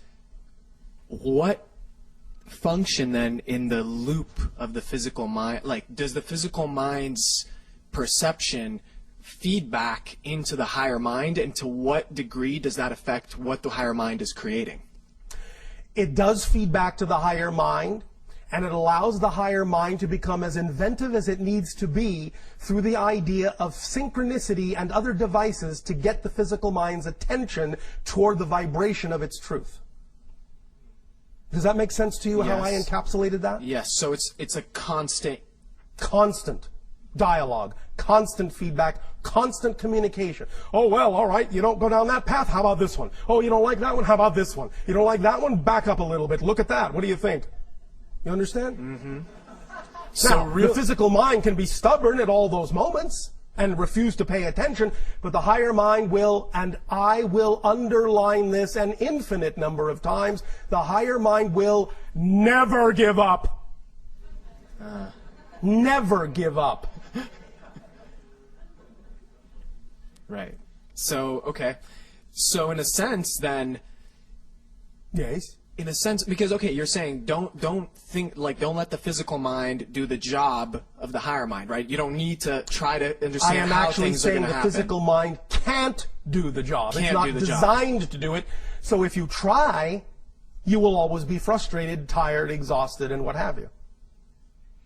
So I guess the paradox then is you're constantly feeding back, right? Yes. So you don't need so you just don't need to feed back hows, you can feed back preferences. You cannot feed back how. You cannot. The higher mind already knows how will work best for you. All you're feeding back is what your experience is to give the higher mind an idea of what the next approach might be to get your attention. I see. Now, this is why sometimes people who refuse, absolutely refuse, when the physical mind absolutely refuses for whatever reason, fear, beliefs, definitions, all of that, when the physical mind sometimes refuses to look at something, well, higher mind gets very creative. I think you know what I mean by that. It will get your attention one way or another, even if it takes a big, big change in your life to get your attention. It will make that change for you, in a sense. It will bring you to that point of no return. Sometimes people experience this as what you call accidents, which of course are not accidental at all. Right. But the point is, you don't have to have the accident if you're willing to listen sooner. If you're willing to allow that information to guide you in a smooth way, then you don't have to jar yourself, shake yourself, smash yourself awake. But if that's what'll work, then that's what'll work. Make sense? Makes sense. All right. Okay. Does that help? It does help. Thank you. Thank you. I have one additional question. Yes. What do you know about, and what's your perception on monoatomic gold? The idea is that it can, when used in certain ways, allow the vibration of the electromagnetic field of the body to be amped up somewhat. But it also takes the idea, as the alchemists knew, of knowing that the transmutation of such things into the body also requires the idea of a spiritual transmutation in order for it to truly be effective. It's like saying, well, I have a tool, but I can't really use that tool because I don't really have the instruction manual. So the instruction manual comes from clearing the beliefs, balancing out the consciousness, and then effectively applying some of those things. Now, I'm not saying that some of the things can't also help you get there. They can. But it is like walking up a ladder. You have to go back and forth with it. Again, in the same way you have to go back and forth between the physical and higher mind to really have a balancing act. It has to be a balancing act. It can't just be, I'm going to allow this to shoot me all the way up to the top, even though I have no comprehension of what to do when I get there. Okay. So the idea is, yes, you can use some of those tools to boost you up a little bit, but then you'll plateau. And you'll plateau until you have absorbed and integrated the information and the experience in such a manner, in a spiritual, conscious way, so that then you can bootstrap yourself up to the next plateau. And then back and forth and back and forth and back and forth until such time as it's actually going kind of like a pyramid where you go back and forth with a wide base at first, but as you get closer and closer and closer to the high vibration, you need to go back and forth less and less and less, and then in a sense you need fewer and fewer tools, which again, after all, are nothing but permission slips. Does that make sense to you? Yes, it does. Does that help? Yes. Why, thank you. Thank you. This does not mean, of course, you cannot have fun with permission slips. Just understand that that's what they are. They're not doing anything for you. They're just a vibratory resonance that symbolically depicts, symbolically reflects the state of the belief system within you at present, that by that reflection will allow you to give yourself permission to be more of who you are. Thank you. Hi, Bashar. And to you, good day. Hi. I just have a question. Yes? What do you say about creation written in the Bible? Well, there are a lot of things written in your Bible. Well, like some of them are representative of symbolic understandings. Some of them are representative of some degree of history. Some of them are representative of many different misinterpretations. Some of them are couched in what you would call analogies. Some of them are metaphors. Some of them are literal. It depends on exactly what you're talking about. Like it's a collection of various points of view told in a variety of ways and methodologies. They're not all, in that sense, coherent with each other or congruent with each other. Well, specifically when it says about that God created, humans. Yes. What do you say about that? Well, obviously you are a product of creation. So are we. Yes? Yes. Well, then in that context, you could say it's accurate. But in terms of any other specific description or depiction, some of that may fall to interpretation. But obviously, you are an aspect of creation. Yes? Yes. So that's accurate to that degree. So how do you define God? All that is. All that is. All that is. There is no outside. All that is. So what is it when people pray? They'll say they pray to God. It is putting themselves in a state of communion with higher vibration, with spirit, with all that is. I see. Make sense? Yes. Now remember, a true understanding of prayer is not the idea of asking for something that is not. The true vibratory state of prayer is one of gratitude for that which already exists. Because everything already exists. Even the thing that hasn't manifested from your point of view already exists. So the idea of asking for something in prayer is actually the function of being in the state, the vibratory state of being that knows such a thing is already within you, is already given to you. And thus then you put yourself in the appropriate state of gratitude for already receiving. And thus by being in that state, it more easily manifests in your physical reality because you're in the proper state for you to be able to perceive the manifestation that already exists in potentiality around you. I see. Does that make sense to you? Yes. How do you, what do you say about meditation? How can you be like one with all that is? It's one tool. It's one way. It puts you in a state, or can, where you allow yourself to let go of some of the ideas of the physical mind that can often impede your ability to get in touch with your true natural vibration. It works for some people, it doesn't work for others. And there are many forms of meditation. Sometimes, if someone is painting a picture, that's a meditation. If they're singing a song, that's a meditation. If they're sitting quietly in their garden, that's a meditation. If they're standing in the shower, that can be a meditation. It just depends on what works for you in terms of getting you into that centered space of perfect peace and balance. How do you keep in touch yourself with your higher self? I told you how to Because keep you always in touch. forget. No, you don't always forget. That's a belief. Oh, okay. It's a belief that makes it seem as if you always forget. You see, you're making choices. Every moment, you're making choices. The way you allow yourself to understand what choices you prefer is to believe that those choices are valid and make them. That's really it. The idea comes down to motivation. Every choice you make is based on the fact that you're motivated to make that choice. What motivates you? That you have a belief attached to making that choice as being the best one. Understand this mechanism about motivation.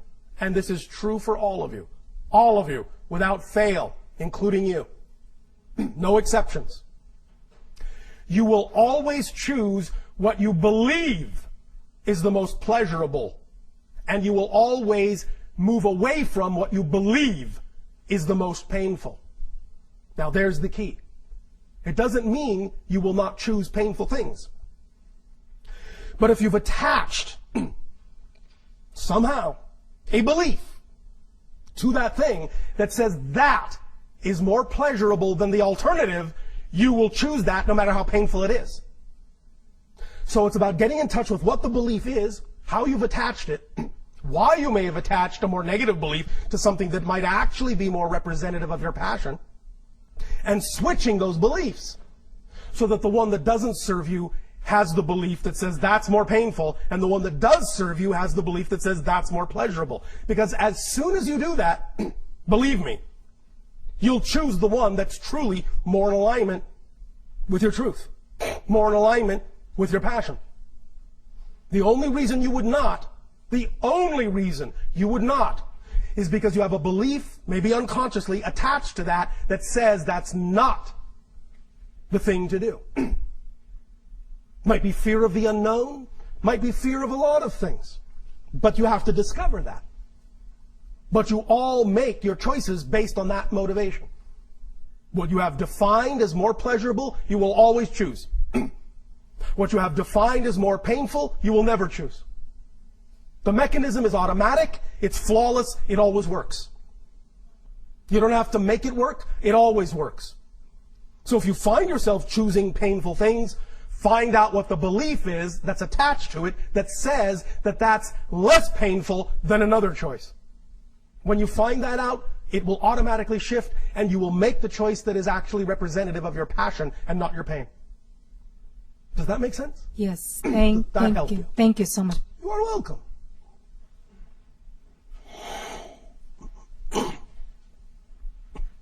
Greetings, Bashar. And a you good day.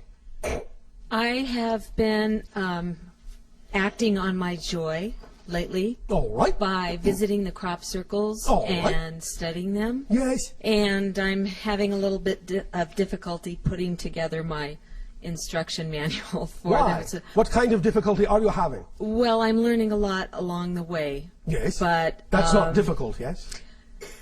No. What is difficult? Well, just understanding specific messages in specific circles. I had a question about understanding them. What do you mean by that? Well, in what way do you imagine you're supposed to understand them that you find yourself having difficulty doing? Well, I feel like at least some of them are communications. Oh, to all us. of them are communications. So I'm trying to understand that part of it. What makes you think you don't? Well, I just don't I don't sense that I do. I have questions. Does that mean you have a particular expectation for how the understanding is supposed to come, and somehow it's not being met as opposed to the way the understanding actually is coming? I don't think so, but maybe that is the case. I don't think so. All right. Can you give us a specific example? Yes. There was a crop circle on August 7th in Chair Hill, and it was a beautiful formation, which I don't know what it meant, but I found out that there was a lot of synchronicity with this crop circle. You did? Yes. Is that not enough of a meaning? That's a meaning that I enjoyed very much. But that's not enough. Well, what... So if the meaning of that circle is to experience synchronicity, and you did, how do you know that's not the full meaning? I enjoy that meaning. But it's not enough. I feel that there's more. You feel that there's more? Yes. All right. Even if there is, why do you feel you're coming up short by not discovering it when you want to? That's a good question. Why, thank you. What kind of a measuring rod are you using to measure yourself here?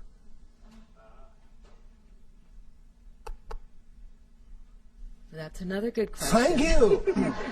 We'll have more. As long as there's some answers here. There are always answers. They may not be the answers your physical mind wants, but there are always answers. If you are open to understanding, answers may come in many forms other than what you expect. Yes, I'm open. All right. Then, again, let's use the power of paradox. If you have any ability to recognize that you've gotten some meaning out of it, let that be the only meaning there is, and let it go. And then see if you get more, instead of trying to get more.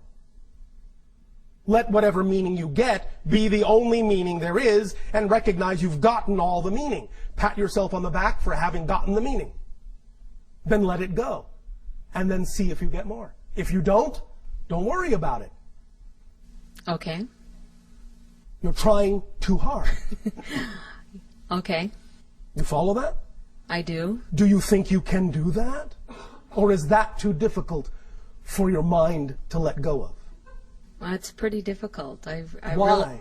I really want to know. All right, I'll ask you another question. Do you believe in timing?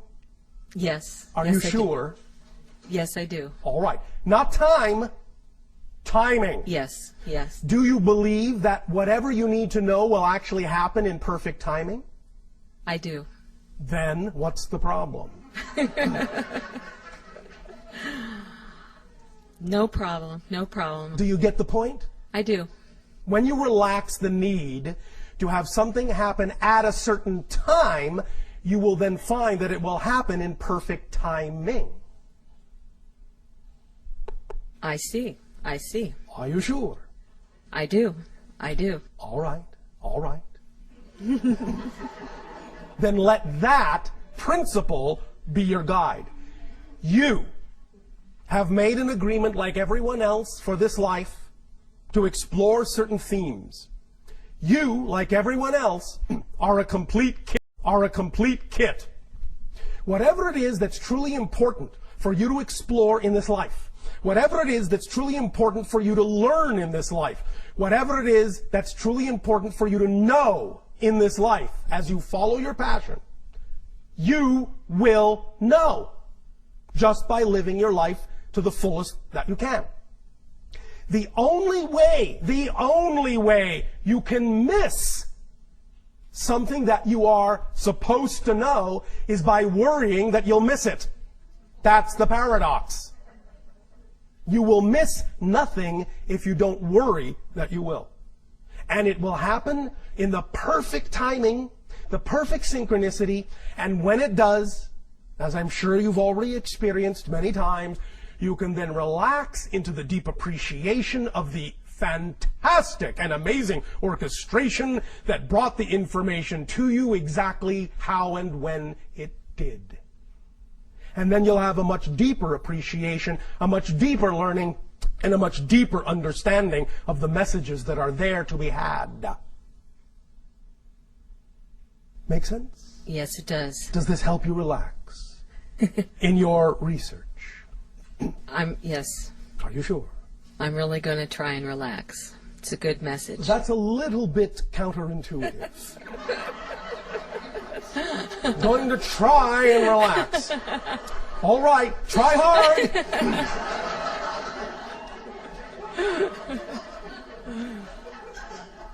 What is it, if I may be so bold, about your life and your passion that you don't trust? Is that another good question? Absolutely. Why, thank you. Like I said, I have more. But let's stay with that one. Okay. What is it about your passion you don't trust? Is this another example of the physical mind attempting to do too much? Attempting to do something else's job? Probably. Well, what is it you don't trust? Well, Right now I feel like I am in transition, Yes. transitioning away perhaps from one passion to something else. And I'm Such not, as? Well, I'm not so interested in landscape design anymore. What are you interested in? I'm interested in body energy and all of these. What is representative of the passion in terms of what you are doing with the crop circles, in terms of creating your little document? I'm not sure. I just know that I've been drawn to it, and so I'm Do just you think you've been following drawn to it for a reason then? I think everything's for a reason. Then why don't you trust it in terms of its timing, in terms of how it unfolds? If you think you've been drawn to it for a reason, why don't you trust the way in which it unfolds? Well, you reminded me of that. I see now where I've been too impatient and not trusting of timing. You know why people become impatient? Why? Because they think they need patience. If you're enjoying every moment of your life as a representation of your passion, what do you need to be patient about? Well, I just get into this situation that I just want to know more. I want to understand more. And you will. And you always do. But again, the idea of thinking you need to be patient is what creates the impatience that blinds you to what you're actually learning. Because you think it's supposed to manifest in a particular way. The belief systems set that up for you. But it's manifesting in an unexpected way. You have to allow for the unexpected manifestation. Okay. The unexpected manifestation might mean that whatever it is you know at this moment is enough. And if there is more to be known, you will know it. But if you don't know it right now, you don't need to.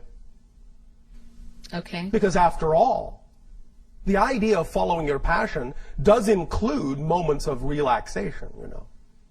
True. True. So take a break. All right. And go about your passion in a relaxed, enjoyable, creative way, as opposed to an insistent way. Otherwise, it's not really passion, is it? No. No. Does this help? Yes, very much so. Thank you, Bashar. Thank you. Bashar, we have another question from our news for the soul.com listener. What is the timing of your transmission? Oh, we have about another 10 to 15 minutes. All right. All right. And we have 3 more questioners after me. All right. If you can fit them in. We will see. All it right. depends upon the timing, not the time. Okay. The question is, what do you see happening in our economy and in our political arena and sociologically for the next couple of years? We will address this during the segment entitled, Today is Yesterday's Tomorrow. Oh, great. Okay. Thanks, Bashar. You are welcome. See how much time we saved there?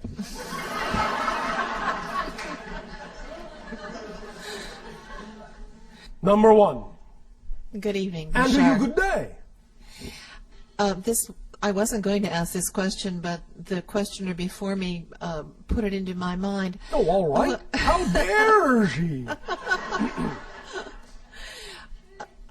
I feel like maybe I'm one of the few here that doesn't already know who or what is making the crop circles. No, you're not the only one. The idea behind what you refer to as crop circles or glyphs is the idea that it is the product of a collective consciousness, including your own.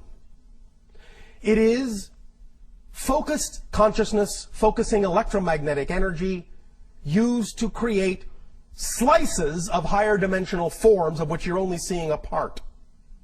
It is a communication from many different levels of consciousness, including your own collective and higher consciousness, to yourself, to help you get lost in mystery, to wake up to new ideas, new perspectives of yourself. Sometimes different factions will take the lead, in a sense, in co-creating one of the crop circles and giving it their flavor so as to have a certain vibration that will attract certain people that are attracted to those specific frequencies. But it is always a collective creation.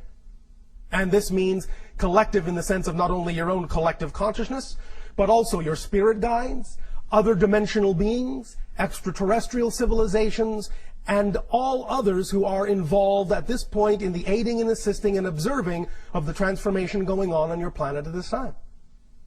And also this includes the idea of the consciousness of your Earth itself, because that is also involved. Does that make sense to you? Oh, yes. I've Yes. wondered or kind of thought for quite some time, perhaps, that as we look back on the many years of the manifestations of these crop circles, that we've been able to record them photographically, yes. that at some point in the future we might be able to see that there is a whole a continuity of message, that it's Yes. almost like a book that's being given Yes, to us. it is a story. Start looking at it from that perspective. Now, see how lovely the synchronicity and the timing is, that the person before you put this thought in your mind, and one of the pieces of information that comes from us to you is also something she can use. Look at the crop circles as an ongoing story, a multi-level, multidimensional story.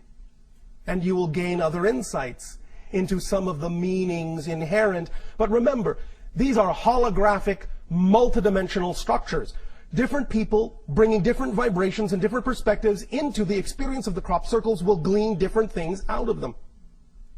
The more you are all your own true vibration, the closer you are to the frequency of your true natural self, the easier it will be to understand what the vibration of the crop circles has in store for you specifically.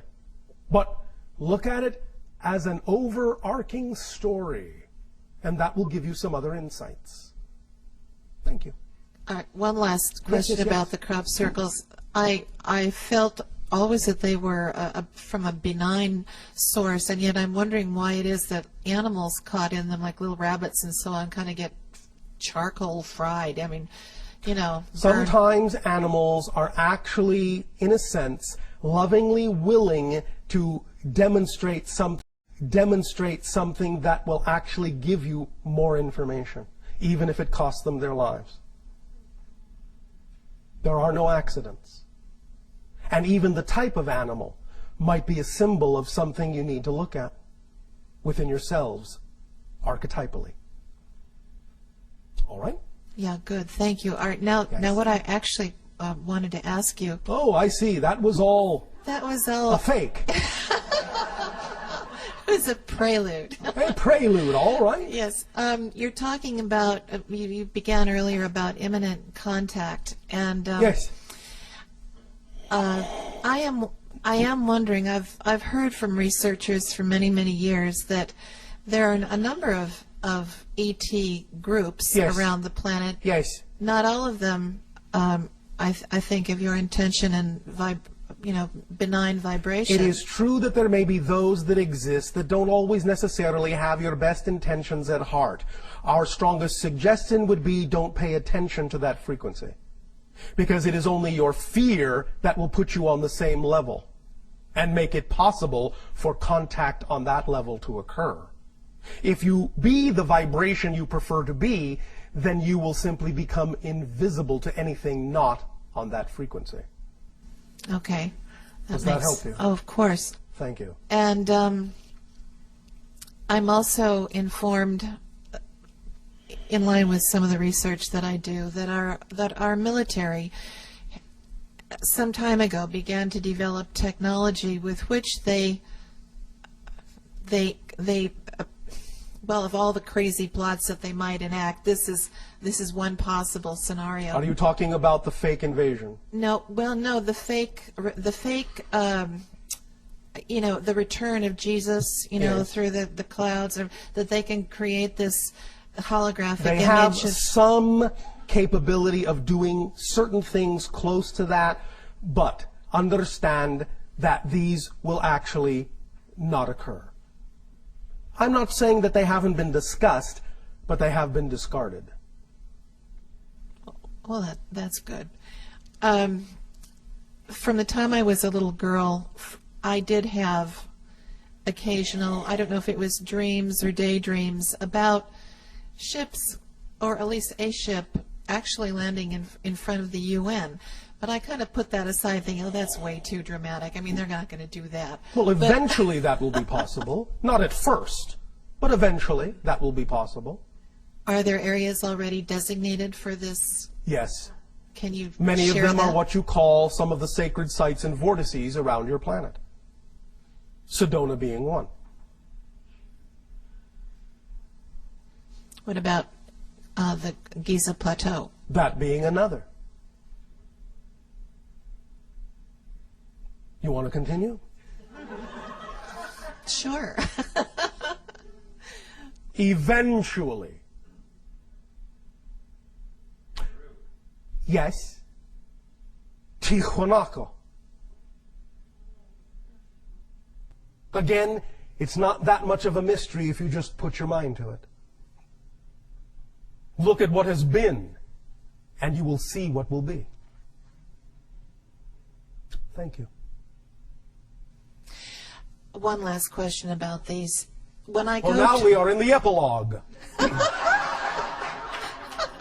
Prelude, the actual question, and now the epilogue. Right. Talk about a story. Well, I'm a writer. I guess that's the way it goes. That is the way it goes. Okay, let's see where was. Oh, I have noticed through the years, occasionally in large performances like at the Hollywood Bowl or large amphitheaters where there are thousands of people. Yes. And with psychic friends of mine who've been with me, that these apparently tend to attract the presence of ships in the next dimension. Yes.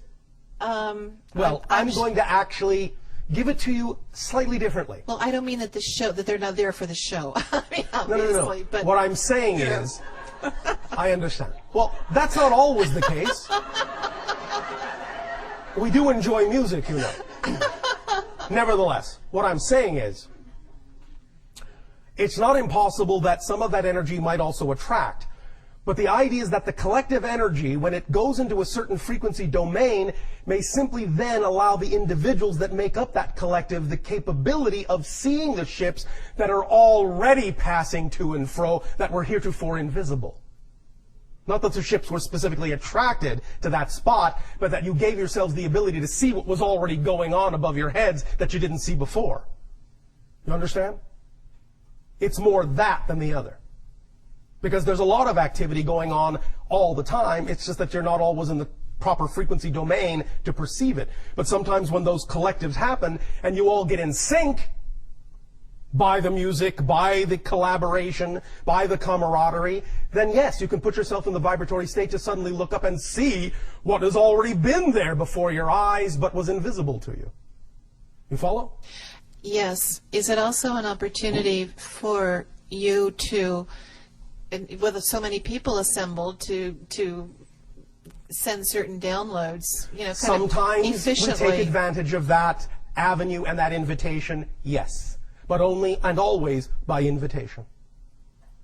But again, as I say, the invitation comes from you. We are always sending. We don't have to worry about you picking up on something you're not meant to receive. But we're always sending because we're sending on a frequency that you will then receive it only if you match that frequency. And then we will know it is correct for you to receive that information. And that's the invitation that I'm talking about. Make sense? Yes, thank you. Thank you very much. Number 2.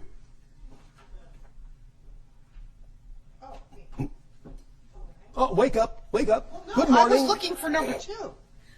That was me. Oh, all right. Hello. And This to is you, my, good day. my first time to talk with you. And our first time in speaking with you, maybe. Maybe. I wondered about that, but, you know, this question, it could sort of piggybacks on how you answered an earlier person's question. All right. about this transitional, this planetary shift, this transitional period. I understand that I volunteered enthusiastically to be here at this time, and maybe I just have major control issues. Maybe. But I really want to know how it's going to come down, and the reason. How? What is going to come down? Well, some. You mean, is it all going to work out for the best? Well, I understand. I believe it will all work out for the best. All right, then in what way do you need to know how it's going to come down, as you say? The way I understand it from some, everybody's got a different take on it. And I'm wondering, it's why I'm asking you. Yes. For example, I adore my kids, and they're teenagers right now, and they're just so much fun. Yes. And if so, there's going to be this transition, and some people go and some people stay. Yes. Well, I want my kids to come with. Me. All right. Well, and I want to know that, I like my family, and some of them have, are like them on the or other love side. them? I love them. Well, thank you. Yes, and because if you just like them, maybe some of them will stay. So everyone who needs to be there will be there.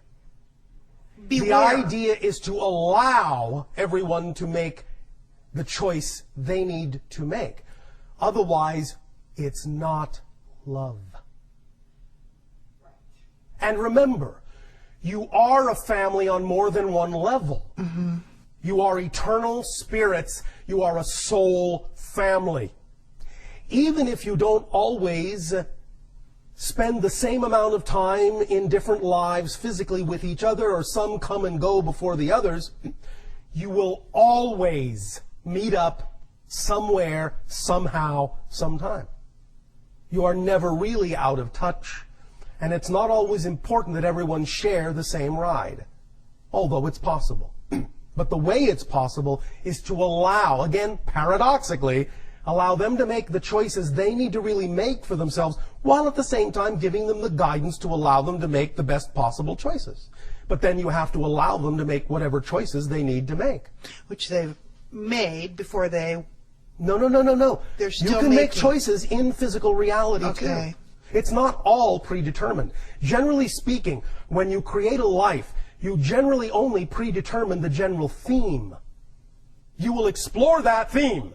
That's your destiny. How you explore the theme is up to your free will. Okay. As a physical being. So you have choice. Okay.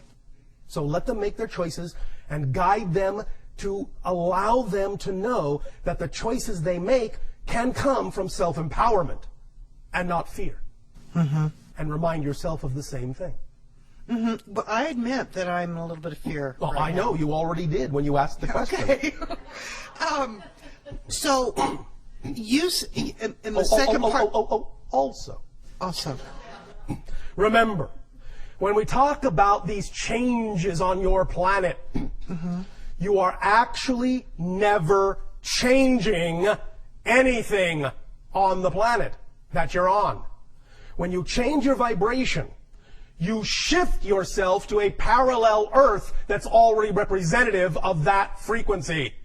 The other Earth still exists. And we go back and forth? You can, or you don't have to. Okay. Many times when the idea of people disappearing from your life occurs, it may simply be that a version of them doesn't yet exist or never will exist on the Earth you've shifted to. But they still exist on the Earth that you shifted from. Mm-hmm. You follow me? Yes. And again, it's not even that you may have left that Earth. A version of you may still be there. Okay, that I get. It's just that you're now choosing to focus your consciousness through the eyes of the you on the new Earth. Gotcha. The other you may still be functioning quite nicely on the old Earth. As everything is... Because everything is simultaneously coexistent. Yes. Does that help you? That helps me a lot. Why, thank you, number 2. Thank you. Number 3. Hello, Bashar. And to you, good day. Happy to be number 3. Oh, all right. 3 to us is a very exciting number. You have actually addressed my question. It's a two-part question through answering other people's question, but it's a slightly different vibration, I guess you might say. And I want to take the opportunity to say hello and introduce myself anyway. Thank you. How do I break the patterns of my life? Thank you. Such that I can manifest my highest self. Thank you. Remember, patterns are nothing but belief and definition. Even the word pattern is a definition. We have, many times in these transmissions, called the idea of pattern or habit by a different definition than what humans usually use. By human definition, a pattern and a habit is difficult to change. We don't have the same definition. To us, a habit is something you do that you don't know you're doing. When you know you're doing it, it's not a habit anymore. It's a choice. Now you have to ask, well, why would I choose to do the same thing I don't want to do? Aha. Now we're getting somewhere. Now you can examine the belief. Understanding that a habit or a pattern is something you do that you don't know you're doing, you can also recognize by that definition that when you become aware of the pattern, many people on your planet say, well, now that you're aware of the habit, now that you're aware of the pattern, you can begin to do something to change it. No. Awareness of the habit and awareness of the pattern means you're at the end of the habit. It's gone. It's the forest for the trees issue. You don't know it's a forest unless you're already outside of it. So if you know there's a habit, that means you're at the end of the habit and no more processing is necessary. Except for whatever process remains if you keep choosing to do the same thing, then it's simply a choice based on a belief. And you can use the question, as you say, we addressed before, what would I have to believe is true in order to keep making this choice? Because it's no longer a habit, it's no longer a pattern. I'm aware of it, so the pattern is gone. Now it's within my control. Now it's a choice. Now it's conscious. So the pattern is gone. I can't use that excuse to keep doing the same thing. Now if I keep doing the same thing, it's because I choose to keep doing the same thing. Why would I do that? Therein lies the beginning of true exploration. Why would I do that is the beginning of discovering what those beliefs are and letting them go. Make sense? Yes. Does that help? Yes. My second question is, how do I know I'm pursuing my highest purpose so that I'm by following your highest joy. Again, that's equivalent. Yes. Have the discernment, however, to tell the difference between what is truly your passion and what you may be fooling yourself into thinking is your passion because you're actually afraid to follow it. Have the discernment to know when it's actually anxiety and not excitement. That also takes an honest investigation of your belief systems and your definitions to be able to tell the difference. But you can tell the difference if you're honest with yourself. Make sense? Yes. Does that help you? Yes, it does. Thank you. Why, thank you.